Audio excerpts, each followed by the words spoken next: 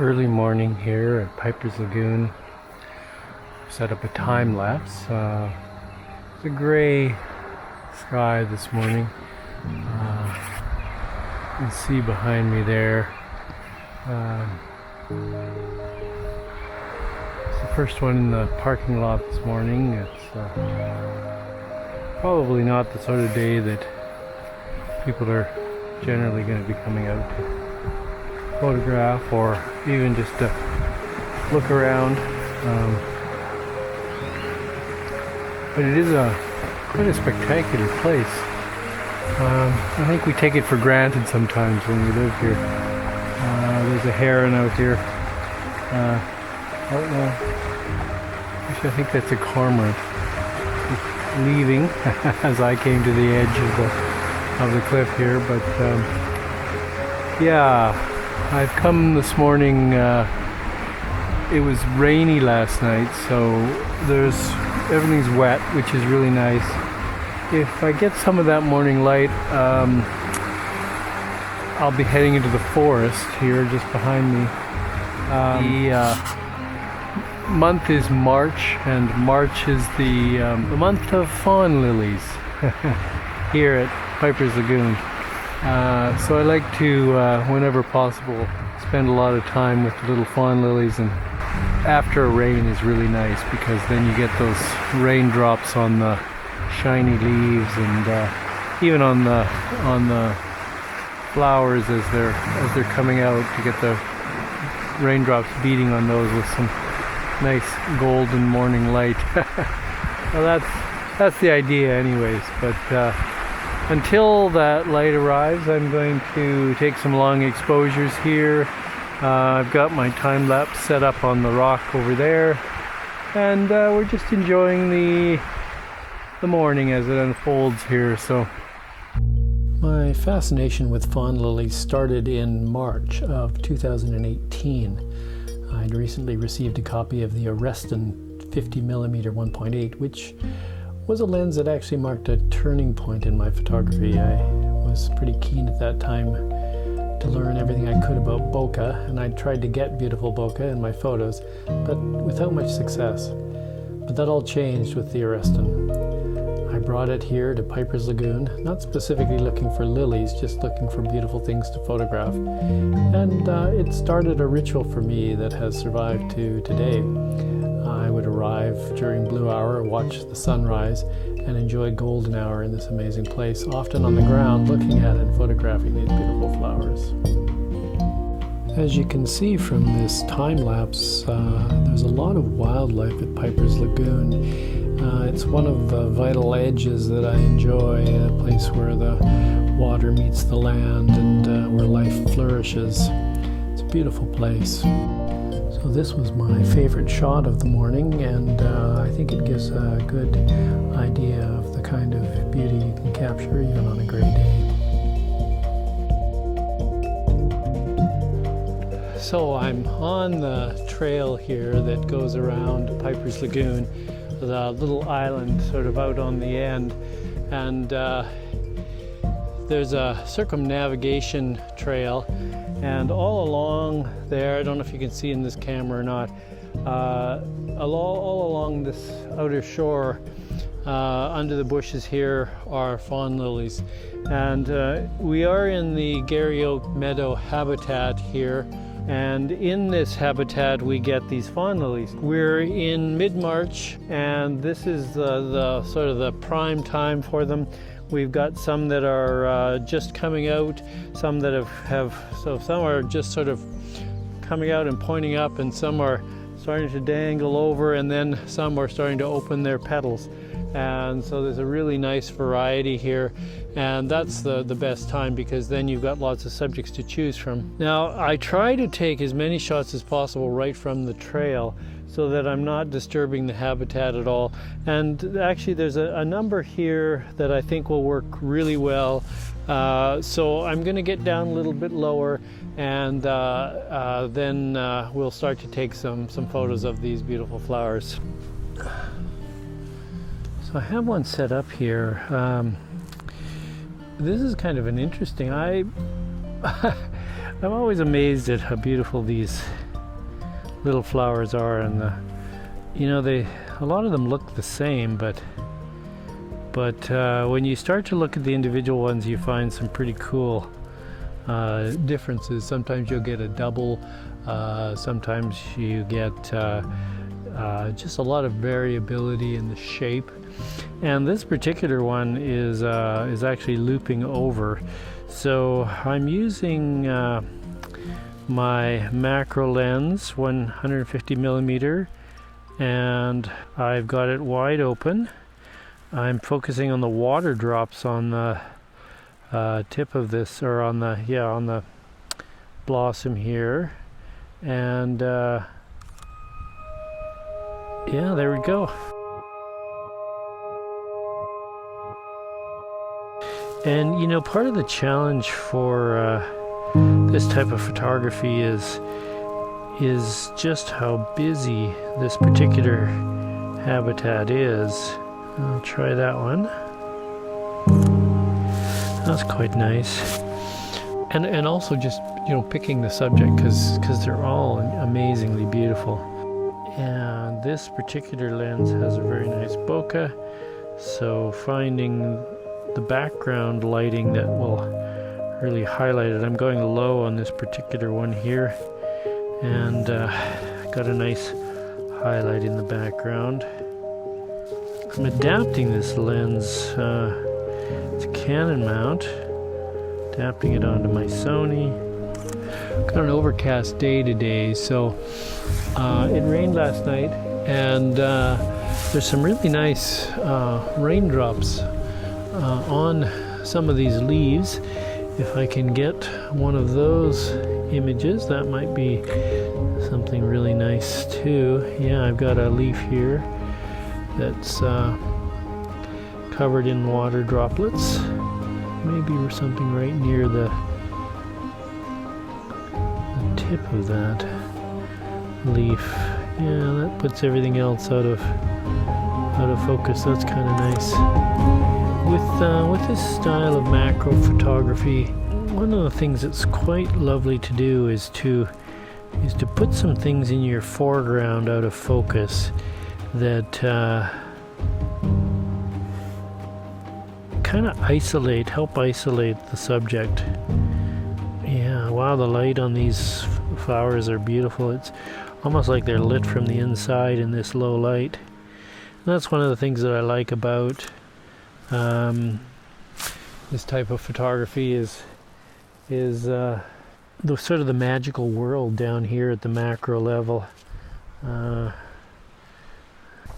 Now, I really like it when they open.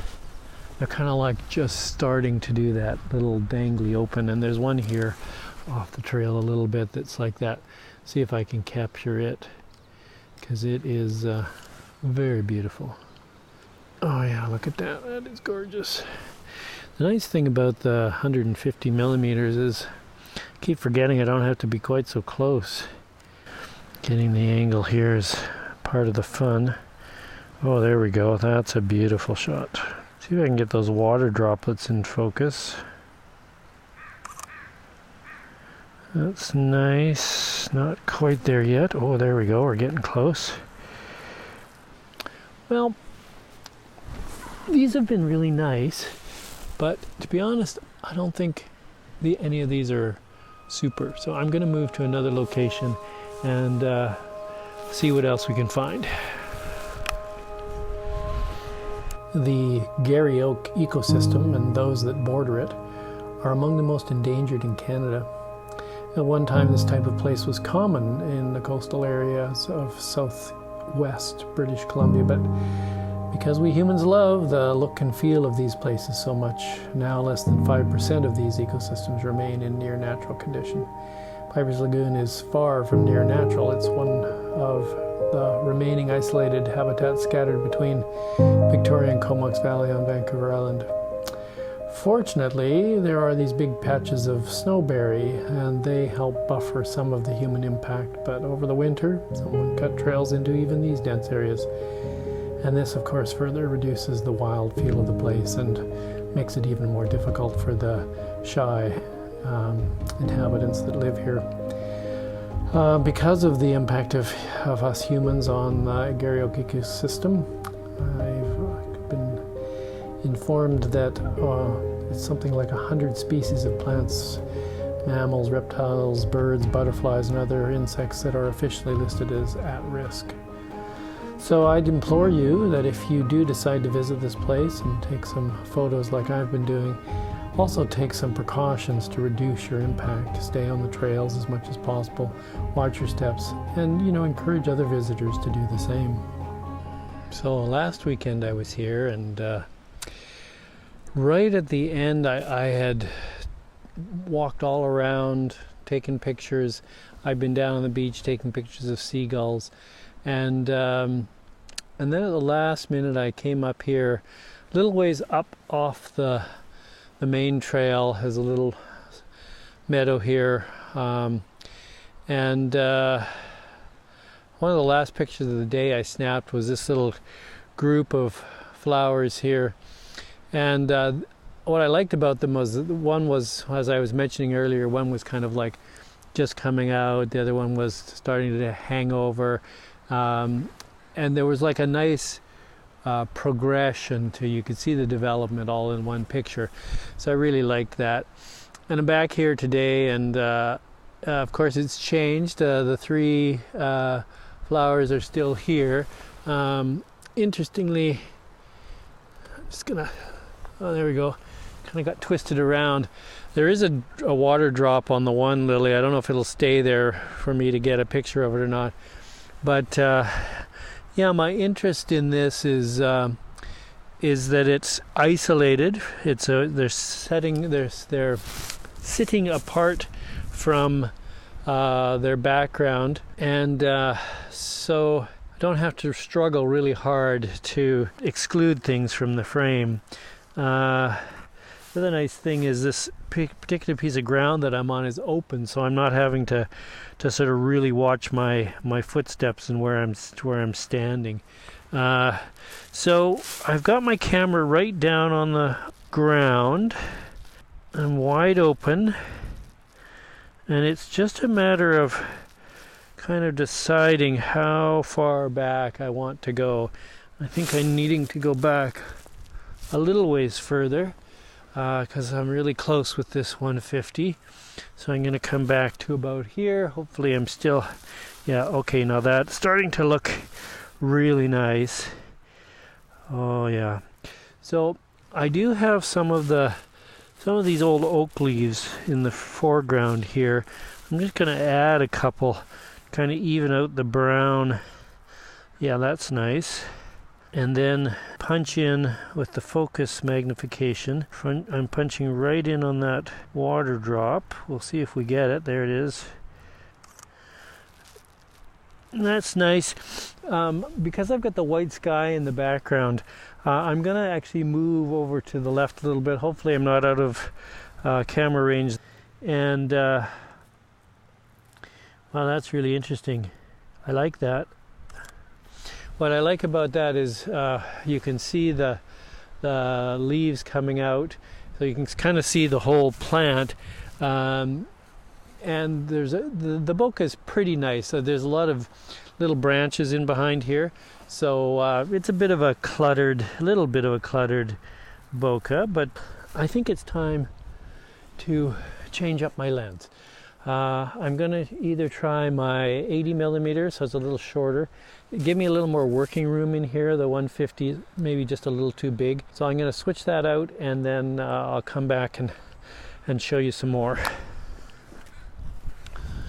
Okay, so I have my 85 on here. This is the Samyang 85 1.4. That 1.4, gorgeous. So let's pop her right down to 1.4. Start off with that, and bring my focus in on these.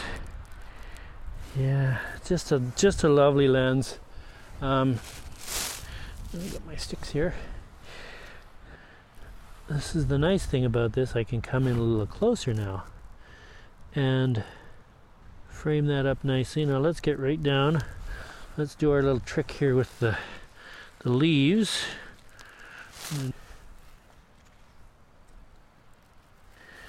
Yeah.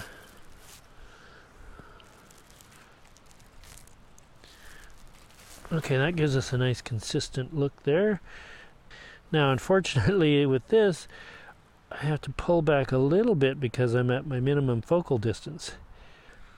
That subtle colors, they're just so gorgeous. And nailing that focus on a 1.4 aperture is kind of tricky.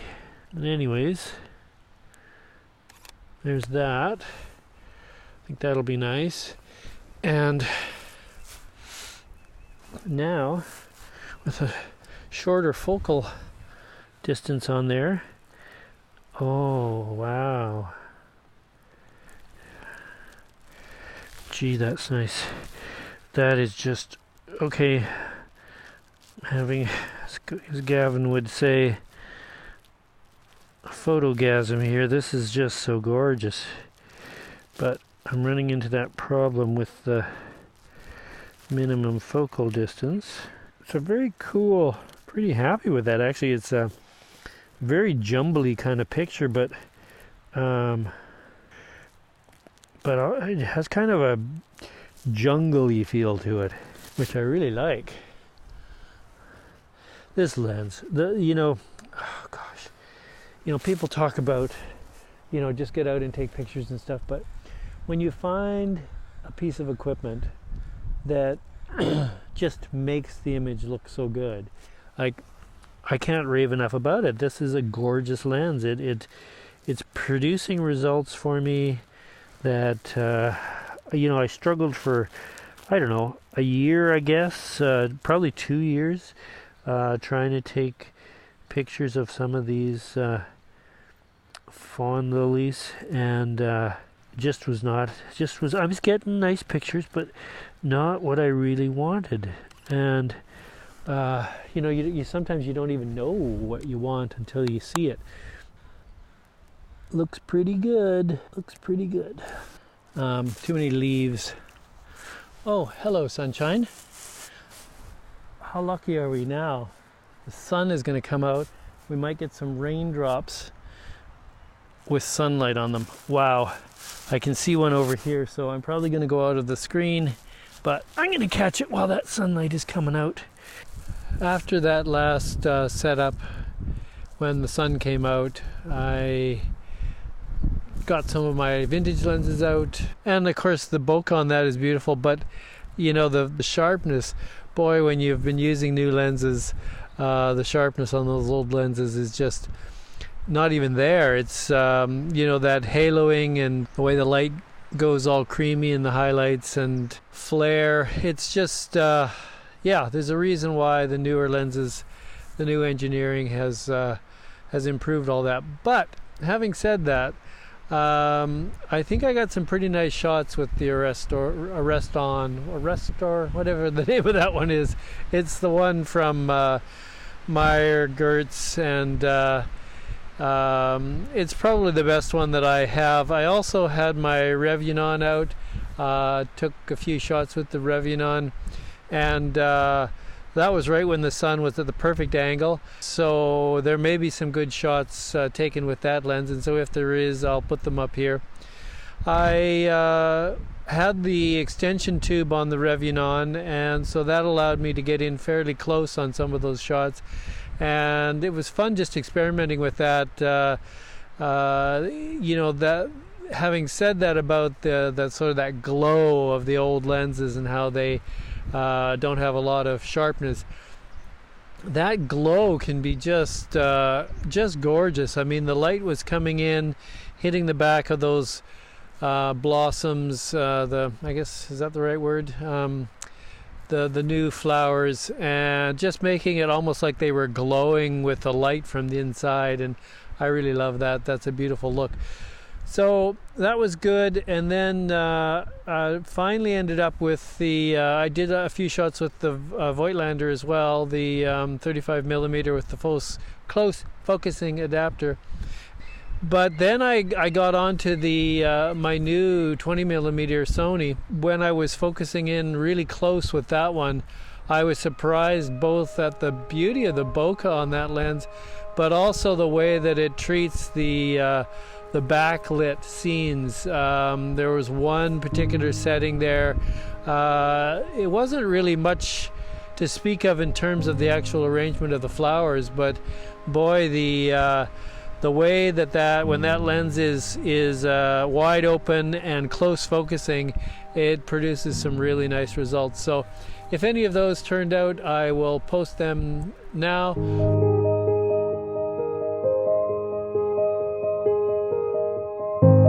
Well, thanks folks. I appreciate you watching, and just want to encourage you, if you're going to Piper's Lagoon, that you really do enjoy it. It's one of the treasures here on Vancouver Island, and it needs to be protected and cared for.